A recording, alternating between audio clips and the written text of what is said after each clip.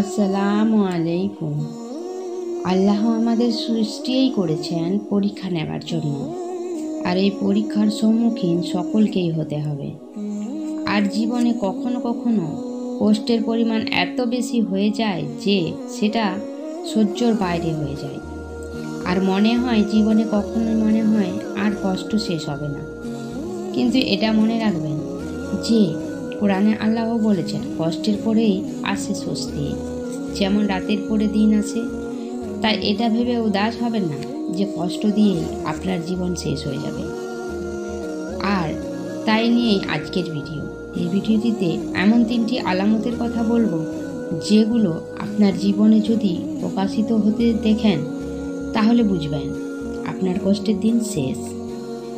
তো তার মধ্যে প্রথম আলামত সেটি হলো একটি গুরুত্বপূর্ণ এই খাস লক্ষণটি, যখন আপনি এটা অনুভব করবেন যে আপনি আল্লাহর ইবাদতে থাকতে পছন্দ করছেন এবং নিজেকে আল্লাহর কাছাকাছি অনুভব করছেন, এবং দিনের কাজে আপনার মন ধাবিত হচ্ছে, নামাজে মনোযোগী হচ্ছেন, কোরআন পাঠ করতে ভালো লাগছে এবং দোয়ায় চোখের অশ্রু ঝরে পড়তে থাকে।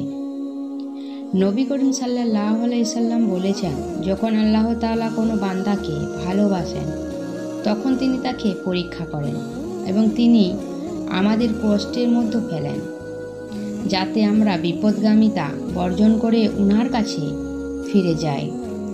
জাহান্নামের ভয়ানক কষ্ট থেকে রক্ষা করার জন্য তিনি আমাদের দুনিয়াবি হালকা কষ্টের মধ্যে ফেলেন। মনে রাখবেন, দুনিয়াবি কষ্টগুলোর মাধ্যমে তিনি জান্নাতে আমাদের মর্যাদা বৃদ্ধি করেন।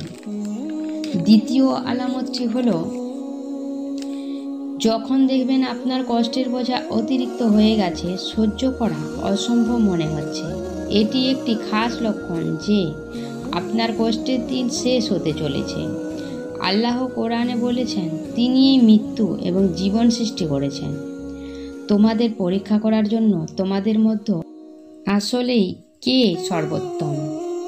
তাই আপনি যত বেশি কষ্টে থাকবেন, এটা বুঝে নেবেন যে আপনার স্বস্তির দিন শুরু হতে চলেছে। আপনি একবার সেই গর্ভবতী মহিলার কথা ভাবুন। বাচ্চাকে জন্ম দেবার কিছুক্ষণ আগে প্রসব যন্ত্রণা কতটা কঠিন হয়, আর সেই কঠিন মুহূর্তটার পরে সে সন্তান লাভের সবচেয়ে আনন্দময় মুহূর্তটা উপভোগ করতে পারে। একইভাবে অন্ধকার গভীর একটা রাত কাটিয়ে সুন্দর একটা সকাল পাওয়া যায়। তাই আপনার জীবনের কষ্টের মুহূর্তটাকে ধৈর্য ধরে পার করতে হবে।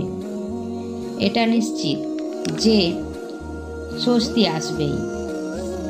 সর্বশেষ যে আলামতটি রয়েছে, তৃতীয় আলামত, সেটি হলো একটি গুরুত্বপূর্ণ খাস আলামত।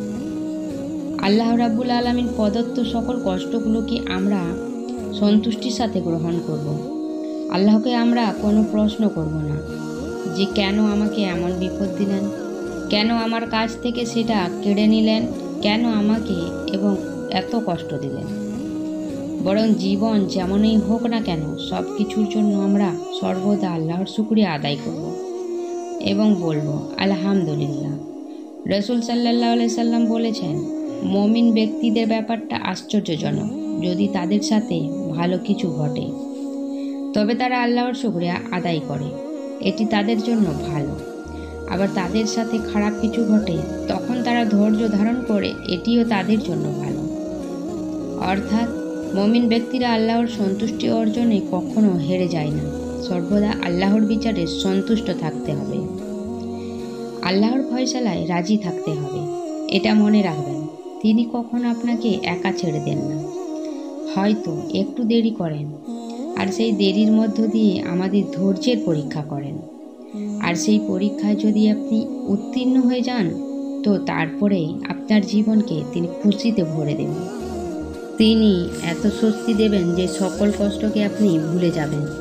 তাই যেমনই পরিস্থিতি আসুক আপনার জীবনে, কখনো ভেঙে পড়বেন না, সবর রাখতে থাকুন আর ধৈর্য ধরুন, আর সব কিছু ছেড়ে দিন মহান সৃষ্টিকর্তা আল্লাহ রাব্বুল আলামিনের উপরে। উল্লেখিত 3টি আলামত যদি আপনার জীবনে অনুভব করেছেন, তাহলে চিন্তামুক্ত থাকুন, আপনার জীবন বদলাতে চলেছে। অনেক কষ্ট তো পার করেই ফেলেছেন, আর একটু কষ্ট পার করেই দেখুন না, আর একটু ধৈর্য ধরুন না, আর তারপরে দেখুন আপনার রব আপনাকে আপনার জন্য মজেজার দরজা খুলে দেবেন আর আপনাকে এত দেবেন যেটা কখনো আপনি কল্পনাও করেননি। হে রব্বুল আলামিন, আমাদের সকলের দুনিয়াবি কষ্টের বোঝাকে হালকা করে দিন। আমাদের সকলের মনের আশাকে, স্বপ্নকে কবুল করে নিন। আমিন। কমেন্টে সকলে সুম্মা আমিন লিখে যাবেন।